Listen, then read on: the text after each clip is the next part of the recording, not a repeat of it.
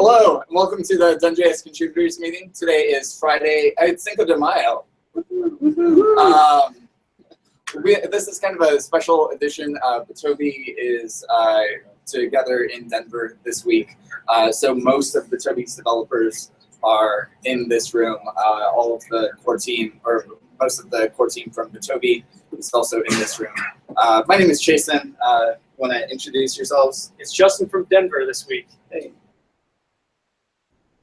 I don't know which way we're going. Hey, Brad, also in Denver this week. Kevin. Matthew. Hey. So I think we're gonna actually skip statuses first. We're gonna get into the probably the most interesting thing for anyone who's in this room and watching this stream. Last week we published the DoneJS 1.0 release announcement. So DoneJS 1.0 is out the door, being used by people. Justin, do you want to talk about what we're going to be working on in the world? I do, but first I actually want to give Kevin a minute to talk about 3.6. What was in 3.6?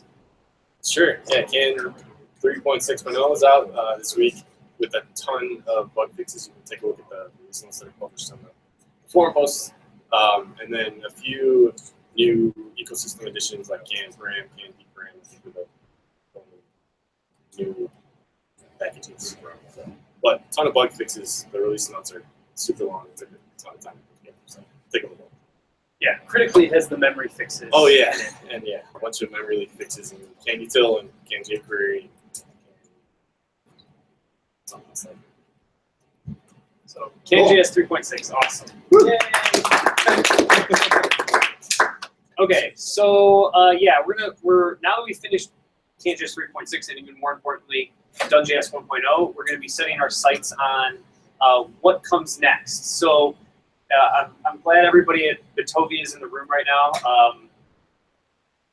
I'm going to go through the list of things that we're kind of planning on talking about. And if people at Toby can kind of give a thumbs up or thumbs down, whether that's like something that they really want to see us put emphasis on. Let me go through the list, and let's just say you only get to vote on 3 of them. That way you're not giving a thumbs up to everything. You know what I mean? I can't see everyone, so maybe a cheer. We can do that. Yeah, we'll cheer. Johnny. Isn't that how they do it? Fine, yay or Yeah, just do yays, Yeah. but you get 3. So I'm gonna read them, and then you get to yay 3 of. I'm gonna read all 6, but you get to yay 3 of them. That way, you're not yaying on everything. You know what I mean? Like you have to pick. You can't just yay every single one of them. Yes, that's exactly what I'm gonna do. Okay.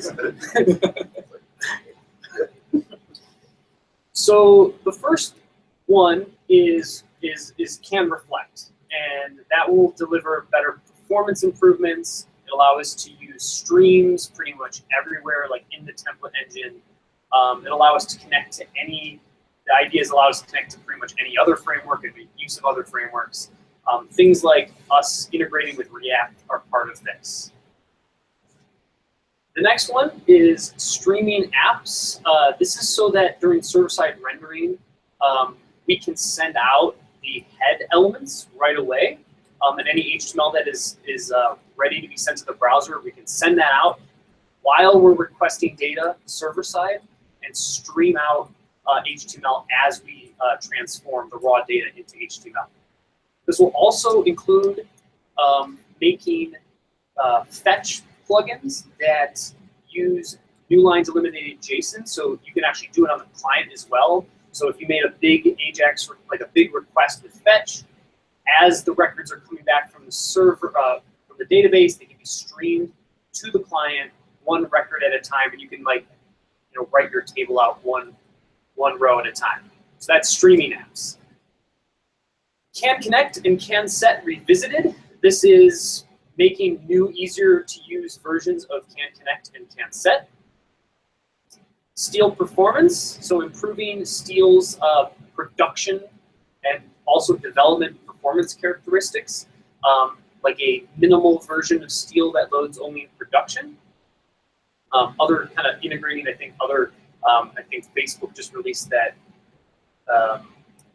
new compiler that can rewrite your code, prepack, things like that. those are part of Steel Performance, making production builds as fast as possible. BitDocs, that's our static site generator. The idea behind that is we're going to get that up to kind of like DocumentJS, documented again. I think that's kind of going to happen in the side no matter what, because we use it for our documentation. And then a new templating engine, or engines possibly, but the big, trying to fix the issues around can stash, its syntax, ideas around a new templating engine. So you get 3 Yays. I'll go through the list again real quick. There's break it up, streaming apps, can connect and can set, Steel Performance, BitDocs, new template engine. Okay, so break it up. Yay!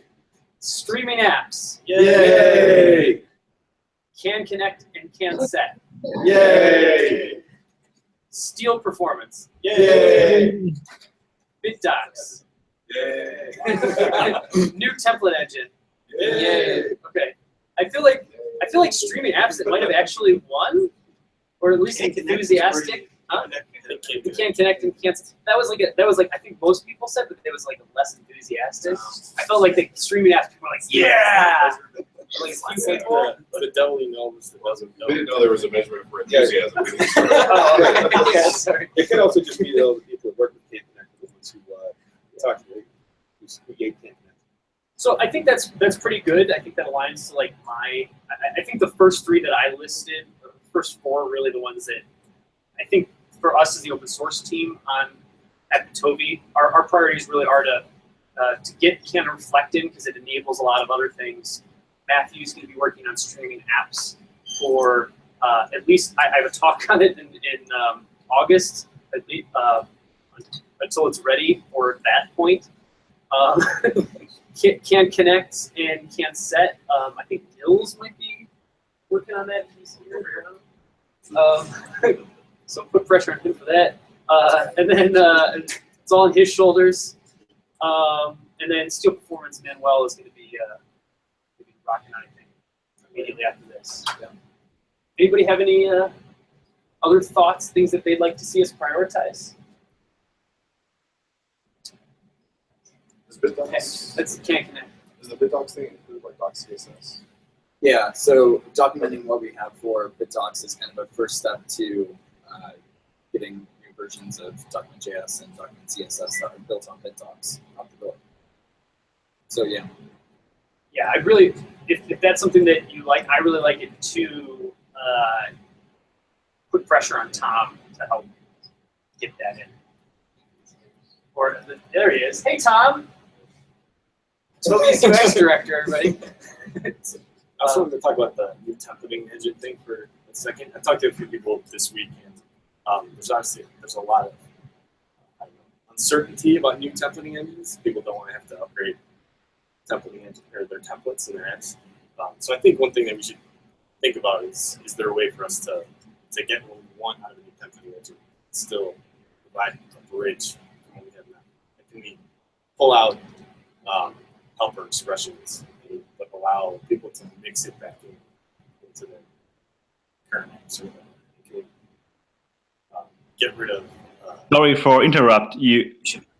Side by side. That's a bug. Yeah. So your existing components shouldn't have to change as you stash for all of eternity. And Yeah. you can use new things. Yeah. You did a bunch of code. Well, hopefully there won't be too much code overlap because ideally we'd be able to make like HTML section builder, can view live. So, yeah. So those kind of things would be reused in both, scope maybe even. So I think maybe getting to a new template engine, the first thing we do is really break up stash into its pieces so that we can replace parts of it, allow them to do things and that kind of stuff. Yeah. Agreed. Cool. Yeah. Was there anything else that you wanted to talk about on this? Not on this. I would just say if people have other suggestions who watch these things, hello to Signify if they're watching again. please let us know. Add it as you can add it to this forum post, or the you can also add it to the video. Any suggestions, things that you think that would really help? Everybody's always like better documentation. I know Matthew doesn't always agree with that, but yeah, let us know what we can do to help your project. It's really important to us to hear from the community. Cool. Brad, did you have something that you wanted to show off? Yes, I do. Cool. Do you want to share your screen? Yes, and then I'm assuming you need to actually make my screen share be the thing that. Yeah.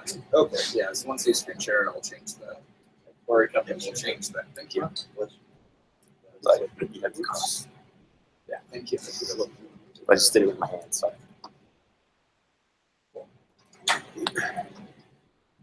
I think you might also have to press the present to everyone. It's in his box. It's in the upper right. Yeah. So in that. So present to everyone. All right, take it away. So a few weeks ago at the DoneJS contributors meeting, I showed off a very simple template app done with DoneSSR and DoneAutoRender. And since then, I've actually done a few improvements and tried to extensively document everything that's in there. So you can actually still find this at glitch.com. It's called DoneJS Hello World. And it's also added to the community glitches. So you might actually see it come up on the homepage once in a while because it's like a random assortment of what's in there. So what I wanted to do was show off what you can actually do with this. So already in the last couple of days, I've been in the Gitter channel. I've been taking some community feedback, bug reports, and somebody who actually mentioned that there was a problem that he was seeing with the focused binding. So if you try to set like focus initially on an element like an input, it wasn't showing up unless like you toggled it back and forth after insertion. And we were wondering if maybe this had something to do with like being in a JS bin. Like if you do it in a JS bin, then maybe you don't have the active frame, so you don't see that input as being the thing because of it. So I figured let's try doing that in a glitch instead. So I'm going to actually jump over to another one of my projects here, which is exactly that. Want to unmute yourself and then I'll mute this? Oh yeah, sure. So we get better sound. Yeah, so that's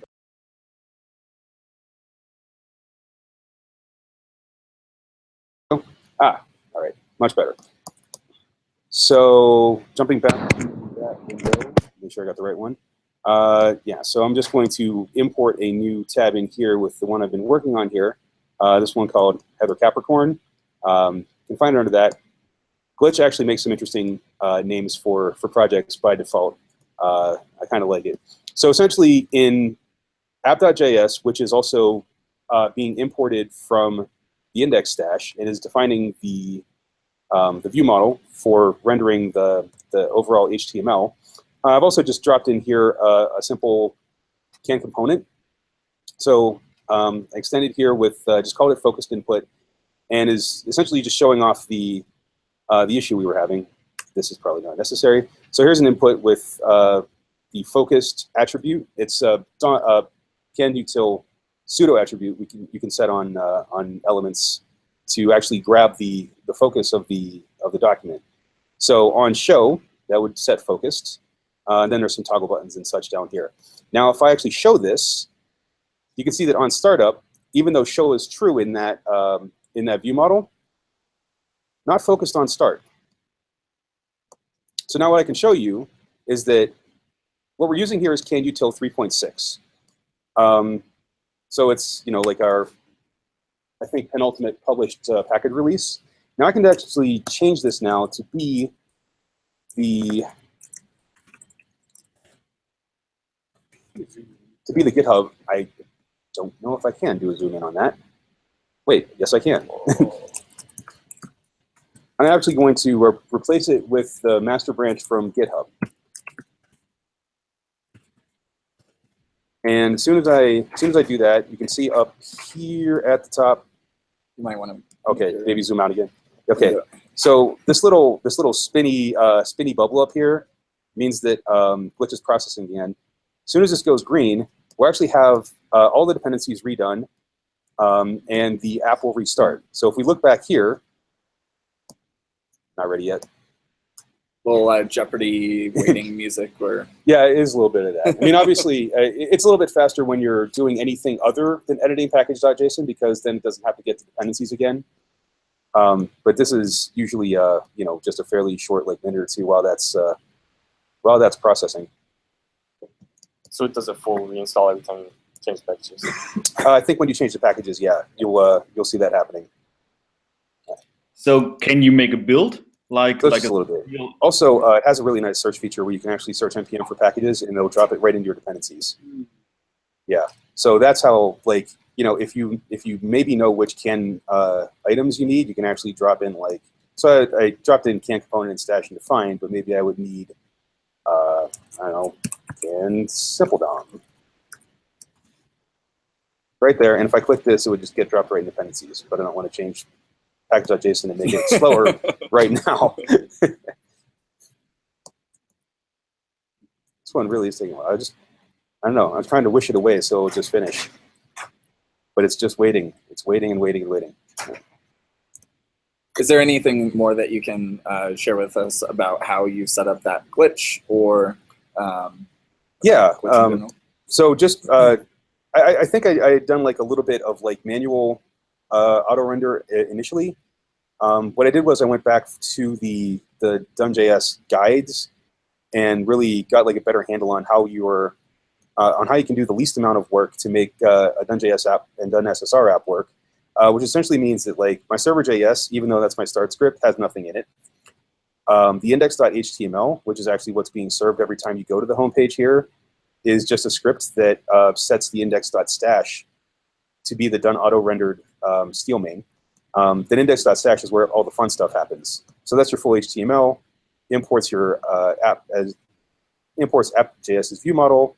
I also added in, just for demonstration purposes, a simple CSS asset, which actually gets imported through Steel CSS as a plugin, and then shows focused input as with the words focused input below as its body. Is it possible to do? Could you do the getting started guides for DoneJS through this? Yeah, I mean, unless there's something really specific you need to do from the command line. If you need to do stuff from the command line, you could set the install script in your package.json to run it. You're talking about when people install like add generators and things like that. You're talking about that kind of stuff. Yeah, so that's a thing you can do. So you could just like drop it in your install line in package.json scripts, and then as it runs that, it will run it. It would actually do the app component for you. Can those take arguments, or how do you run scripts? Just as normal, because it's an npm package file. So all I know right now is that install and start are supported scripts. So anything that you might need to do from the command line before your app works, you could actually drop in here. Oh, into the start, but you can't. It doesn't work with. I can't like run arbitrary scripts if I have like a custom like. Oh, I can through in this. There's a You command have line. to put it in one of the hooks. Like you Right. put it in the stall hook. You could have a Yeah, you put it in one of the hooks, but you can't like at some point of the application development lifecycle run Right. a script. like in the middle. Like what? Yeah, like What would I'm the talking about like use case? DoneJS add DoneJS document.js. component. Yeah, if they You can wanted to absolutely go add- through the guide through glitch. Yeah, but you'd have to do it all at once. Like you'd have to create all the components and supermodels. Yeah, this is a state and time of the app. It's not like the guide test we run. You know what I mean? This is like a snapshot in time. Yeah. It would be cool if we could tell people, like, You can't similar. automate doing a bunch of stuff. Yeah, that's people what I'm getting. that don't have npm installed to be able to go. No, all right. Apparently, part of the problem existed between keyboard and share here. So it started working as soon as I actually specified I wanted the master branch. So now if I jump back here, Because they've been talking, I think. who has, wait, Julian has. Oh, Oh, So is this muted? right. Yeah. Oh, Or- yeah, is I'm the muted. volume up. Yeah. Hey, we can probably hear you now. sorry, Julian. Sorry, Julian. It's okay. Okay. Was there anything you wanted to add before I continue? Julian? Yeah, I want to mention, is there a way to make us build like steel? With steel? Yeah, there should be. I mean, if you add it as part of your start scripts, use it as a start hook, you can actually steal build into production, and then use your steel production to load it. Cool. Okay. All right. So just from here, you can see that we're live again. So this is actually reloaded already in the background, and if I just click here, you can see that it's actually loaded up with the input that was intended to be focused with the focus ring and the cursor. So you can actually demonstrate it's been fixed, and it's on master, and actually it had gotten slowed down by a few things. I wanted to get the new release out before the contributors meeting. There's just a few things that I have to take care of before that. So this fix, it will also be in sometime later today, and the glitch is also available for you to do your own DoneJS work and demonstrate to other people. Awesome. Yeah, that's awesome. Cool. Did anyone have any other questions or comments before we move on? Yeah. Cool. There you go. Cool. I think I was the only one who posted any other topics. They're not urgent, but I think we can yeah. put that until next week. Okay. Then. Yeah, sounds good. All right. Everyone who was watching on the live stream, thanks for watching. Everyone who is in the room and saw the live version, thanks for being here. And we'll see you guys in a week.